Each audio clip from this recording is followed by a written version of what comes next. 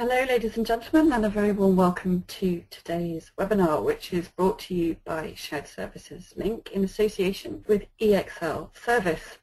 I'm very pleased to be presenting this webinar today. We're going to be looking at the 7 rules of analytics within your shared services organization. So my name is Susie West. I'm the founder and CEO at Shared Services Link, and I'm very pleased to be presenting as my expert speakers David Stilko, who is Vice President of Operations at Blue Links Media, and Vince Sparrow, who's Vice President Client Executive at EXL Service. I'll be touching really on the context and the intention of this session. And then I'll be handing over to Vince and to David, who will be talking about the results of the survey that this webinar is based on. And David will be touching on the 7 rules that you really need to be applying as far as analytics is concerned within your shared services organization. We'll then be handing back to Vince for a brief summary.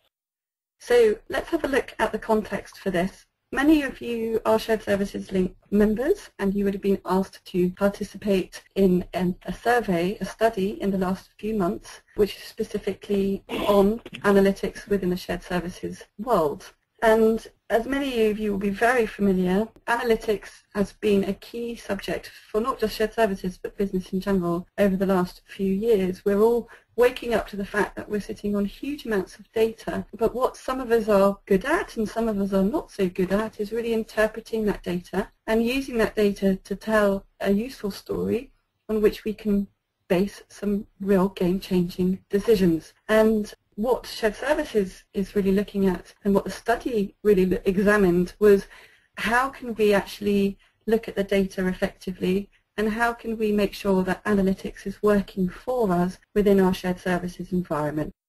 We're going to be looking at the results of that study and the 3 key findings that came out of that study, and then looking at the 7 rules that you really do need to take into account when practicing analytics within shared services. So now I'd like to please hand over to our first presenter, Vince Sparrow. Over to you, please, Vince. Thank you, Susie, and hello to our participants. The first thing we want to cover is a little bit of background on the survey in terms of who our respondents are. Not surprisingly, they are largely people in the finance and accounting organization. So you see on the screen that 23% of respondents were vice presidents or directors of shared services, and many also had finance roles, so finance director or manager, accounts payable manager or director, but also we have a smattering of people who are performance analysts and analytics managers. Very important. I think that's a trend actually we'll see increasing in the future. So about 85% of our respondents work in finance shared services or centralized finance function. And I think we'll see as we go through here that does color at least some of our results. So let's move forward to our first key trend, which is that there is significant growth, both recently and expected growth in the use of analytics. Hardly surprising. It's gotten a lot of attention. And now we're going to talk about a little bit how that works and how organizations are viewing analytics. Where are they today in that analytics roadmap? Today, as you see, about 39% of organizations are pursuing analytics on an enterprise-wide basis. My view is that's likely to include what we can call big data, use of big data. So a lot of very large databases to look at, primarily sales and marketing related opportunities and revenue opportunities. And then if you look at the next box down, department initiative, again, remembering that our respondents are primarily finance and accounting organization people, this is not surprising either. Finance and accounting people are by their nature analytical. So I think we'll see that initiative will expand. I think we can talk about how people are actually using analytics today. We'll get to that. And then we can differentiate between the big data, which is more outward-facing, and the inward-facing, let's call it small data, which will nonetheless be important. The other thing that I wanted to comment on is I do believe that shared services organizations can both do analytics on the functions they manage, in the future can also provide analytical support on a broader basis to their organizations, including getting into perhaps understanding big data and predicting directions of customers, etc. All right, so where's analytics being used today? Let's talk about how organizations are using analytics today. 70% of our respondents use analytics in finance and accounting today, but only half are using analytics in procurement. We were a little bit surprised with the results, but then again, remember my earlier comment, Our respondents are all or primarily in the finance and accounting functions. So it's not surprising that they're using it in finance and accounting. A little bit surprising they're not using much in procurement, but perhaps that's because of their focus. So I think we'll see if you took more of an enterprise view, that more people are using analytics in procurement. The other things that are interesting to note here is the percentage of sales and marketing functions using analytics. This is where I primarily look to see the use of big data. So taking very large databases, looking at potential customers and how we're using that. We see that in many of our clients as they use big data to do predictive studies. So there's things like the insurance companies looking at claims processing, health insurance companies looking at health outcomes. Thank you, Vince, and hello, everyone.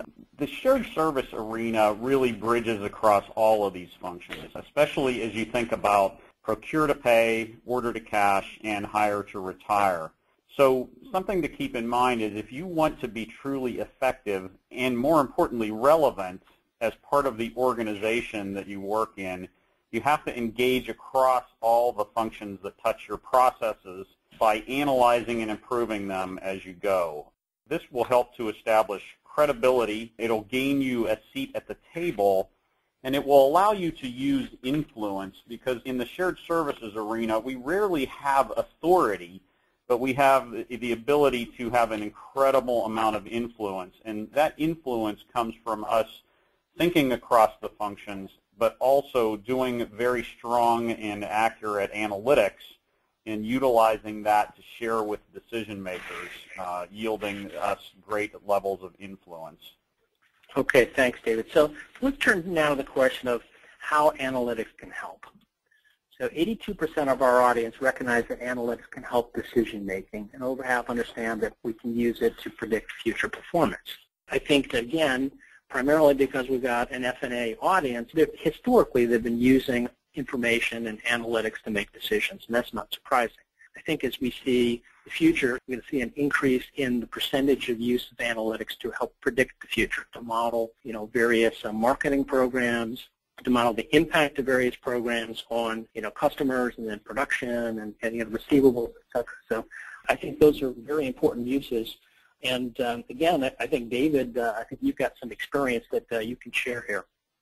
Right. The key here is we have to remember we're not just talking about the decision-making process within the shared service organization, but we're talking about the overall business decision-making process. So while we want to do strong analytics for our processes ourselves, we also want to make sure that we're relevant to the decision-makers and the leaders across the functions. Okay, great. So let's go on and talk about how decisions are being made. And again, not surprisingly, because of our audience, this is a group of people, I would include myself in this, who want data. Just give me the facts so that I can make a recommendation, so I can help you, decide which force to go, what the probabilities of success are going to be. So we're all comfortable, I think, with using data and facts, and we can talk. I know David's got some thoughts on this as well. So we can talk about that. Data and facts kind of give you the current direction, the facts. You can use those to both look within the function, also communicate with the rest of the organization. And past experiences are also relevant, and obviously, some of that has to do with the facts that we've seen, historical facts, and they go back over some period of time, set trends. The really interesting use of data going forward is going to be in predictive analysis. So, if we do this, then what? And that's I think the real strength of the big data and where we see market trends going and what that means for our organizations. David, I think you've got some experiences here too. You want to share some? Absolutely. One of the things I want to emphasize here, specifically in the shared service arena, is we sometimes get stuck working really, really hard, and we work really, really hard on the same defects over and over again. And we really can use metrics, patterns, and predictive analytics in understanding what is happening in a process, why it's happening in the process, and finding ways that we can change the process. And most of you are probably familiar with the Drucker quote that says, "There's nothing quite so useless as doing with great efficiency something that should not be done at all." So use analytics at times to find the things that you're doing that you shouldn't be doing at all and try to eliminate those defects. oftentimes the defects occurring before your process starts. So look for opportunities there. Okay, thanks, David. Let's move on and talk about our second major trend, and that is that organizations may be underestimating the potential use of analytics to improve the F&A processes themselves. Let's look first at procure to pay and what areas people see being used today in terms of potential impact using analytics. So, the first one is, again, not surprising, spend analytics. And that is, where are we spending money? How many vendors are we using? Do we have maverick spend? So are we using, the business units using vendors who are not approved, with whom we don't have contracts, et cetera? So that's a really important area.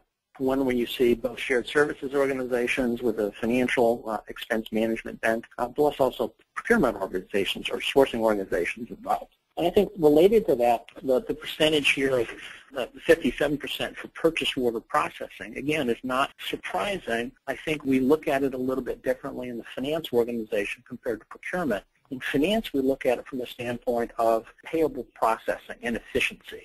So again, I don't think this is a big data application. This is a little data application. But, what is our first pass acceptance rate in processing purchase orders or processing invoices related to purchase orders? And, what does that tell us about the underlying procurement process and our vendors?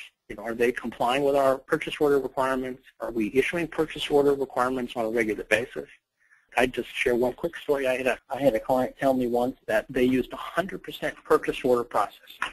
So all invoices had a purchase order. But what they meant was in many cases, they issued a purchase order after they received the invoice. And that was an interesting revelation. I think proved that they really didn't understand the process or how it might be used most effectively. So, David, do you have some comments, some examples from your experience? Yeah, just looking at a simple piece of shared service review here on cash discount optimization. I think generally speaking, everybody tends to look at, when I have a cash discount available, do I take it? And that is certainly a very important metric to understand. But one of the things when you start really engaging with the procurement team and engaging across the function is really to look at, where do we have discounts available and where do we not have discounts available, and to really understand why that is. What are the types of suppliers who allow discounts? What are the types of suppliers who don't? And why is that? But also in working with them, when you look at the cash discount rate and looking at the finance aspect of that and making sure that it's of value to the organization. So again, don't be afraid to engage all the way across the function, even on things as small as looking at the availability of cash discounts and working with your procurement team. Yeah, that's a great example and an easy way, I think, to impact the bottom line as well. I did an analysis like this for one customer where we discovered that we weren't making a lot of discounts, or we weren't taking discounts. That's largely because the vendor invoices weren't getting to the shared services organization on a timely basis. It's hard to take a discount if you're not getting the invoice to the shared services environment until 15 days later. So anyway, let's move on to record report and how we're using analytics in that area. So again, not surprisingly, account reconciliation is the biggest opportunity, how people are using it today. You know, the kinds of things I look for in account reconciliation is, what types of reconciling items do we have? How many of them recur month after month after month? And that tells me something about the underlying process. Is there an issue here? Is this just a timing difference that we expect to recur? Or is this an indication that there's a problem with the underlying process that could be optimized? The other thing I look at, and I know, David, you've got some comments on this one too, is I look at the aging. You know, do we have a reconciling item that appears every month, but yet goes back many, many months, or sometimes even longer than that? And that tells me we're not really going back and clearing those things. I want to do that for purposes of obviously streamlining the entire process, both the reconciliation process, but also making sure that we have the accounting right. So the other thing we look at here is project cost accounting. You might be able to use that to compare and contrast potential costing issues. So again, look across projects, look across the costing of various projects or services to see if there's potential issues with costing by location or by business. So we're going to move on now to the order to cash area, which, as I said before, from our polling results, I was a little surprised that people didn't think it was going to be all that important, because the first and foremost thing I see, both from this and from my experience working with multiple clients, is that the whole focus of analytics and order cash is on getting the cash, right? Getting cash in the door, and that's primarily collections. But it could also be, cash applications issues, but primarily collections. So what do our analytics tell us about customer behavior, how we can change the behavior, and then also, how do we use our collections effort differently based on the kind of client it is, the kind of customer, etc. So that's an important thing. As I said, I was a little bit surprised before that people didn't think that was as important to use analytics for. The other area, which David, I know you've had some recent experience with, is the unapplied cash. So you want to share that result and how that helped the organization. This is kind of a unique example, and I want to use this to be illustrative of kind of some nuggets that you can find if you really do dig in and you do some stronger analytics, because this is something that we ended up finding by really kind of shredding the data, but we really didn't think that this is what we would find. So we started looking simply at unapplied cash, where we did have some challenges, and we worked on cleaning it up. And in the process of cleaning it up, what we learned was we had the large volume of duplicate payments.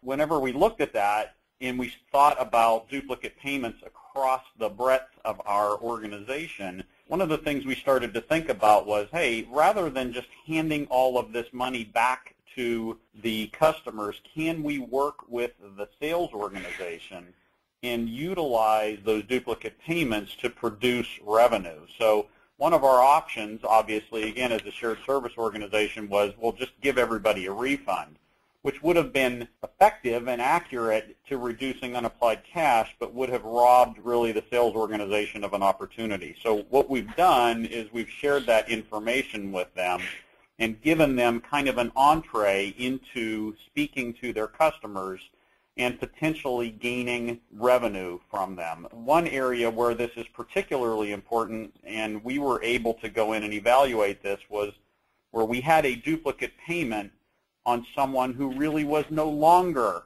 a customer. So they were no longer purchasing from us, and we were able to use that and give that to the sales organization, potentially, again, to initiate a new call on that customer and maybe restart the revenue stream. I'm happy to say, or maybe sad to say, but we found about $1 million worth of those embedded within the work that we did. So it's a very significant opportunity. And again, the point I want to emphasize here is that's kind of a nugget that comes out of really good, solid analytics that we absolutely had no idea was there whenever we started down the path.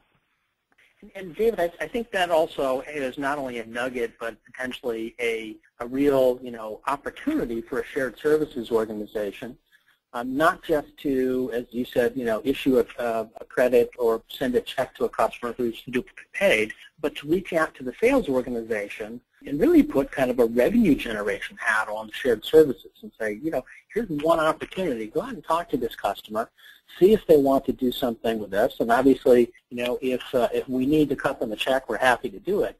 But in the meantime, look at the opportunity to create revenue. And David, if you just kind of agree, I think I know the answer, but what was the reaction of the sales organization when you reached out to them and said, hey, what do you think about this? Well, their first reaction was that they were stunned that we thought about them, but they're starting to get kind of used to that. And then I will cover some of this on one of the later slides, but we had to really work through it with them and help them understand exactly what we had so that we could then move forward. And they are working this right now as we speak. Yeah. The other thing I want to comment on this slide before we move on is the interrelationship between billing and invoicing, order capture, and dispute deduction and management. So again, this is just an opportunity to look at the data, get behind it, understand, is there an issue in the upfront or the upstream processes that's leading to these disputes, that leading to credits, etc. And can we improve that process in the front end to improve the customer experience and also to make the back end processes more efficient? Let's move on and talk about analytics in SG&A, or how do you apply it. Many customers, this kind of surprised me, look at the results, 43% of our respondents don't use analytics for SG&A. That surprised me because, most organizations are always focused on, well, how can we do things better, faster, cheaper? So you see 20% are using analytics to benchmark SG&A related to peers, competitors, probably related to internal trends as well. That makes sense. I see that a lot in customers. But also they're using analytics to assess the efficiency of the SG&A processes. My experience with shared services, primarily on the finance side, is that business units, the people out, the customer base within the company, are always looking at that, the efficiency of the SG&A, at least in terms of the shared services. So, how many AP invoices are we processing? How accurate are we? What's our cycle time? So that doesn't surprise me that 18% are using that. It surprised me that more than 18% aren't using that. And then, what else can we do to assess the effectiveness of SG&A? Can we look at it on a per person, per unit, per dollar spent basis? So a lot of things that you can do here. It did kind of surprise me that people weren't doing that.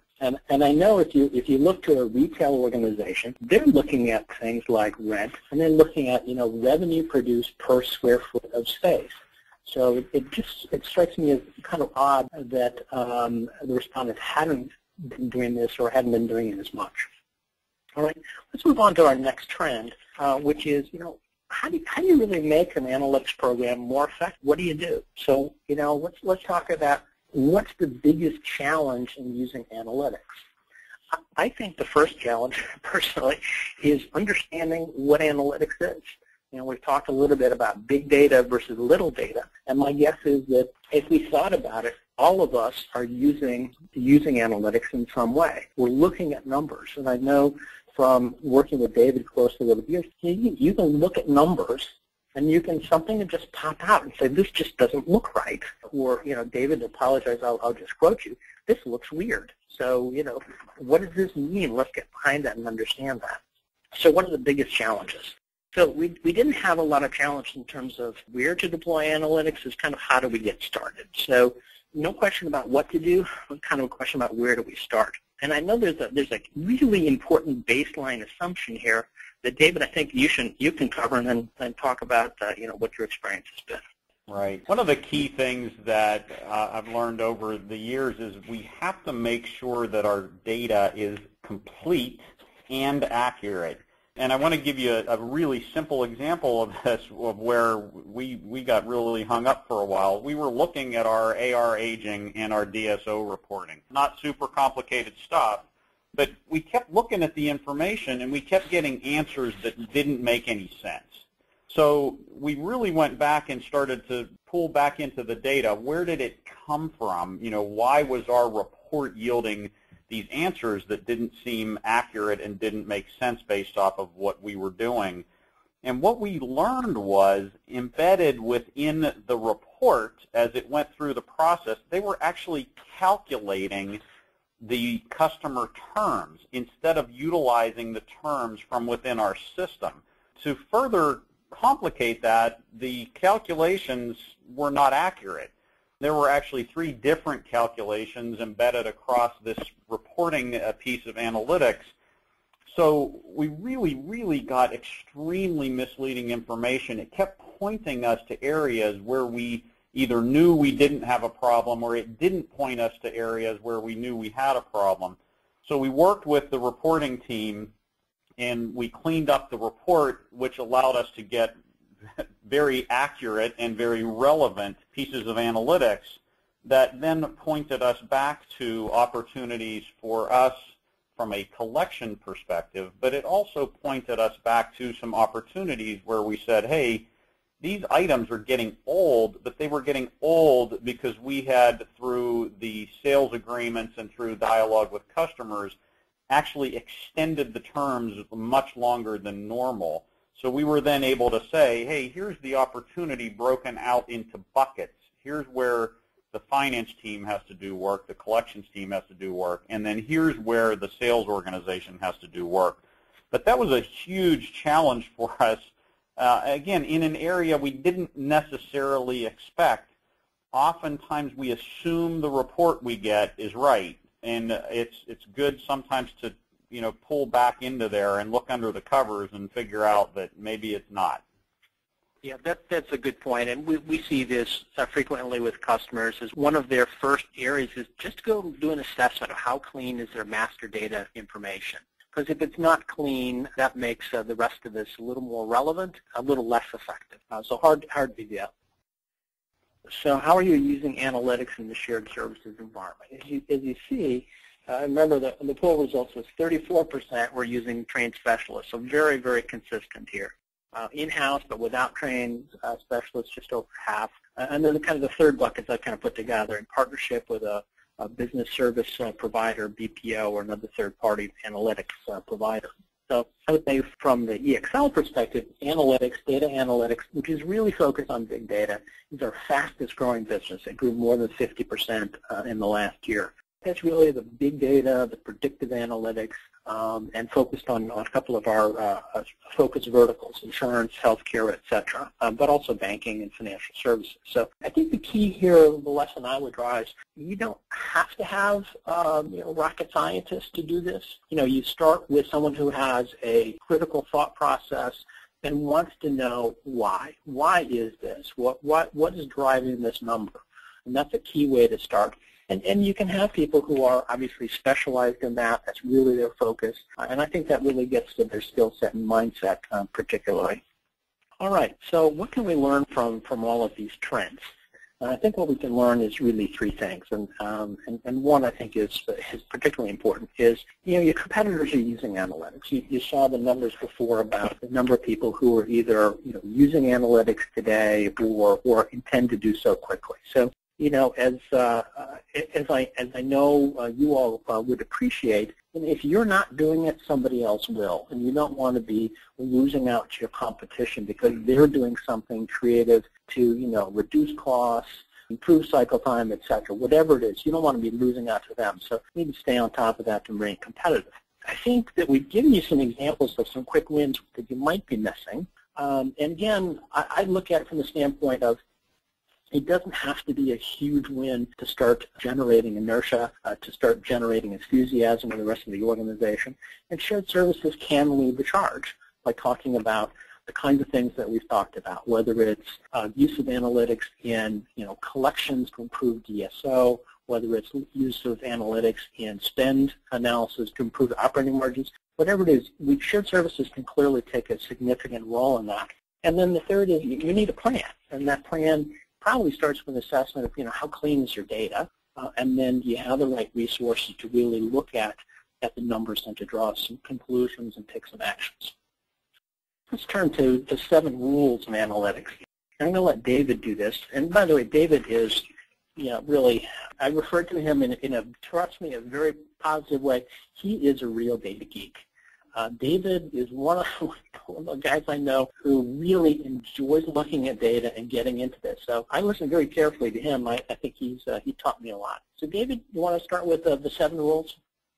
I certainly do. Thank you very much, Vince. One of the things to keep in mind here is really knowing where you're starting. And again, I want to hit a point that I hit a little earlier is you have to know that what you're looking at is complete and accurate. It's really, really imperative that you have that foundation. Otherwise, nothing you do will matter. And then really start digging in. Vince made the point earlier, what looks weird? What's your question? What are you trying to figure out? And how does it look across the organization and the process?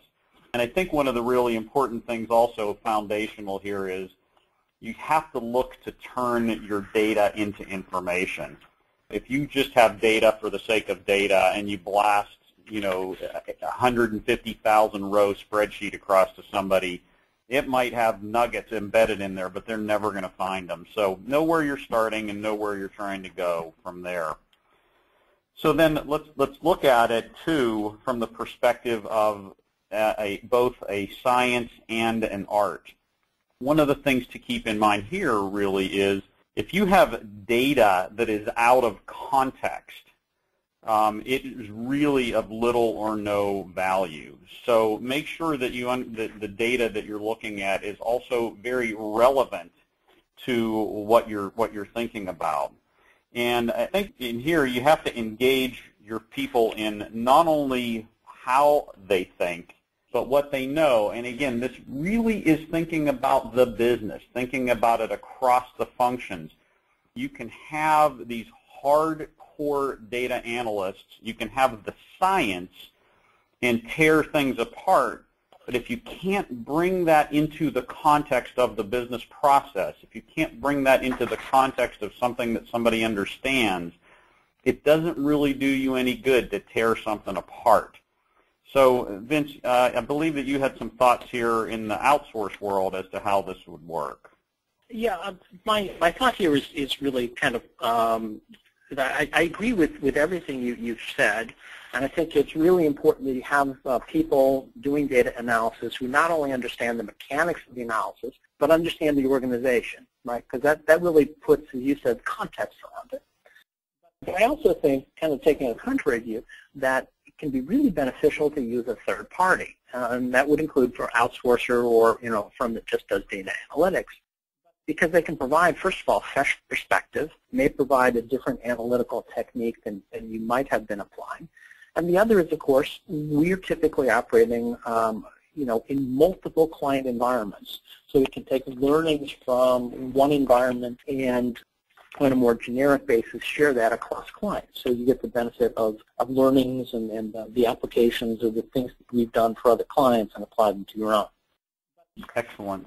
So let's look now at expert translation skills, and let's talk a little bit about what that means. And to do that, let me go back to referencing my unapplied cash point. When we went through the information, we came up with some great information that we believed could help the sales organization gain revenue. Again, great point, but not relevant if we can't translate that into recommendations, and more importantly, into recommendations that the sales organization would agree with and would take action on. So what we did was we engaged a couple of the sales leaders. We talked about what we found. We showed them the information. We didn't show them 150,000 rows. We showed them a small chunk of the data, and we worked with them to say, hey, let me show you the dollars, but let's talk about how can we present this information to your sales team so that they will look at it, they will understand it, and then they will take action against it. Because again, if we dumped gobs of data on the sales organization, they're not normally going to go pour through that and look for their information. So what we did is we broke it down and made it very individual so that each salesperson could find their relevant customers. They could find the invoices and the issues that created the duplicate payment, and they would be able to go back very specifically to their customer base and have a very intelligent and relevant conversation, ultimately with the goal being leading to bringing in additional revenue. So again, you can do the greatest piece of analytics in the world, but if you can't explain it to somebody, it's not relevant. So let's move then to talking about resources for change and action. And again, one of the keys here is you can make very key findings. You can absolutely have something that is very good information as you pour through the analytics. But make sure that you make a part of your analysis process understanding, what do I need to do with this information? How do I do it? How do I get those savings? Again, looking back at my duplicate payment example, that wasn't something that from a shared service perspective we were going to be able to do, making phone calls to our customers. So from a resource perspective, we needed to engage the sales organization in doing that. Okay. The other thing I want to talk about from that example is we also needed to go back to the order entry process and talk with that team and get them to do some work to say, why do we keep getting duplicate payments? How do we prevent those from happening? So in doing that, again, we had our analysis well done, well documented. It sold itself as an idea, and then we were able to go and get the staffing model off of that. So it's important to bring that in as part of your analysis and in order to make the analysis complete. Okay, then another important point, and one that we've talked about several times, is really applying it to the end-to-end process. I mentioned earlier that at times in shared services, we can get stuck in our silo. We can get locked into working really, really hard, and we can get locked into that our role is to fix everybody else's defects. One of the things to really avoid here in the analytic process is locking in exclusively to transactional and efficiency only things. You know, don't miss the big picture. Look at the process improvements across the process, across the function, and drive that out. I think the thing I would tell you, and I have found this very consistent, people will appreciate that, and people will respond to that. Solid analytics sells. It absolutely sells. And you may have something that you view as very controversial, but if you drive it with facts as a general statement, people will respond to that. And I think that really flows nicely into the point number 6, which is really bolster your business case by showcasing quick wins. You undoubtedly will have times where you have something that you believe is the most phenomenal piece of analytics and the most phenomenal solution ever in the world, but it's big. And people might look at that and be intimidated at times by the vastness of the project that you're trying to get rolling. One of the things to keep in mind is break it down. Through that analytics, you can often see different pieces. You may have a 5-step thing project that you want to work on. Grab one of the steps, make it a success, and then analyze that and present your findings, present your wins to the leadership, to the organization. And that really hits the point in here about gaining followers and believers.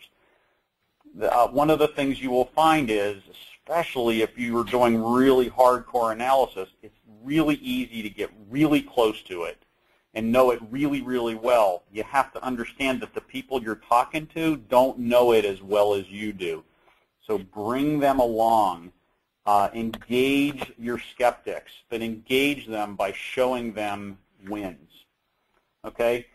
Then let's talk about the culture, and I think this is perhaps one of the most important points embedded within here. I talk a lot at times about, you know, GE would tout the 6 Sigma savings that they gained. But one of the things they really did is they created a culture of analytics. Everybody wasn't doing regression analysis and doing these, you know, statistical anomaly analytics from 6 Sigma. What they created was a way to find defects, find the source of the defects, fix the defect, and then look at and tout how they save time, save money, improve the business process, and improve the business partner experience. So what they did is they bred a culture of people thinking in an analytic manner, which then led to a common language for people. It led to common measurements, and it really, most importantly, led to continuous improvement and continuous savings for the organization and yielded them huge, huge savings. So the key here, again, going back to our "it's not rocket science" comment earlier, it's nice to have some scientists and have them really ripping the thing apart, but you want to have your whole organization thinking along this manner. So let me pass it back to Vince to kind of provide some wrap-up comments. All right, thank you, David. So, yeah, I think we've covered a lot of ground here. I think from my perspective, and obviously this depends on where you are in your journey for data analysis, but shared services organizations, I think, are uniquely positioned to be able to add a lot of value to the organization through use of analytics, not only for the functions that they manage, whether it's F&A, procurement, et cetera, but also to help the organization understand the benefits of applying analytical techniques. And I also think that there's a real opportunity for shared services organizations to grow the shared services organization in itself by demonstrating that they have those kinds of skill sets and that they can add value using analytics. and maybe then take that next step and become more of a centralized but internal provider of analytics on big data.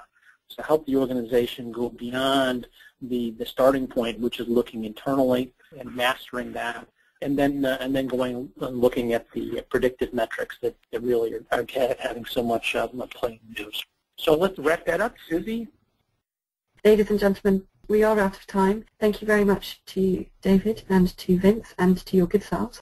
Please do make sure that you find out about our upcoming schedule. Shared Services Link has just launched their 2015 events schedule, so familiarise yourself with that, please. But certainly to note, we have a conference on VAT compliance. We've just launched our March Leaders event for Europe, which one of the streams is on analytics. And we have our dynamic discounting event and supply chain financing event taking place in Scottsdale in February. Also, we have some great webinars for you coming up, and we look forward to welcoming you next time. Goodbye.